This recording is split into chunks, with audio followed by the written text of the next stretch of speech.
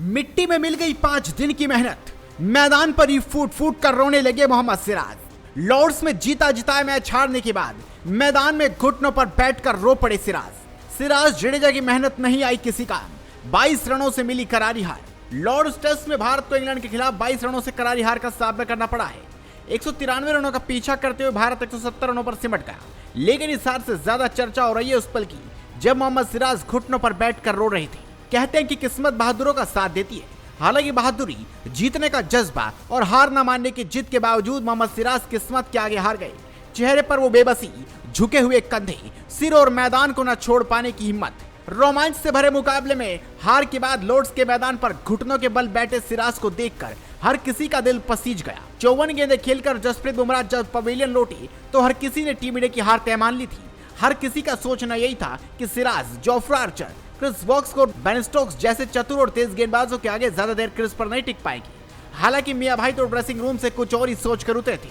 Lord's test का आखिरी दिन बेहद रोमांचक था। भारत को 193 रनों का लक्ष्य मिला था, लेकिन 112 पर 8 विकेट गिरने के बाद हार तय लग रही थी।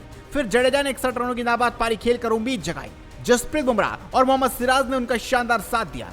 सिराज ने 30 गेंदों पर 4 रन बनाकर संयम से बल्लेबाजी की। जीत सिर्फ 22 रन दूर खड़ी थी और फैंस की धड़कनें तेज थी। सिराज के हर डिफेंस पर तालियों की गड़गड़ाहट से स्टेडियम गूंज रहा था।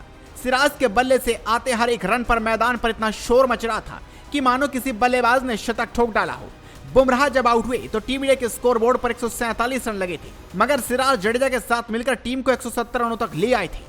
जो मैच पहले सेशन में ही खत्म हो जाना नजर आ रहा था, वो तीसरे सेशन में पहुंच चुका था।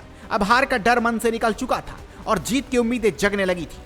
सब कुछ तो सही चल रहा था, लेकिन फिर शोएब बशीर के गेंद ने करोड़ों फैंस का दिल तोड़ दिया। बशीर की गेंद पर सिराज ने सॉलिड डिफेंस तो किया, पर बस यही किस्मत उनके और भारतीय टीम के साथ खेल कर गई। 75वें ओवर में शोएब बशीर की गेंद पर सिराज ने शानदार डिफेंस किया। गेंद बल्ले से लगकर जमीन पर गिरी, लेकिन बदकिस्मती से वो लुढ़कती हुई स्टंप पे जा टकराई। सिराज बोल्ड हो गए और भारत का आखिरी विकेट भी गिर गया। मैदान पर सन्नाटा छा गया। सिराज, जो पूरे धैर्य के साथ भारत को जीत की ओर ले जा रहे थे, घुटनों पर बैठ गए। उनकी आंखों में आंसू छलक आए। ये पल 140 करोड़ भारतीयों का दिल तोड़ गया। Jofra Archer, Chris Woakes, Brydon Carse जैसे तेज गेंदबाजों के खिलाफ नंबर 11 के बल्लेबाज का 30 गेंदें खेल जाना बहुत बड़ी बात थी। भले ही टीम इंडिया मैच हार गई, लेकिन लॉर्ड्स का मैदान सिराज की 4 रनों की पारी को लंबे समय तक याद रखेगा।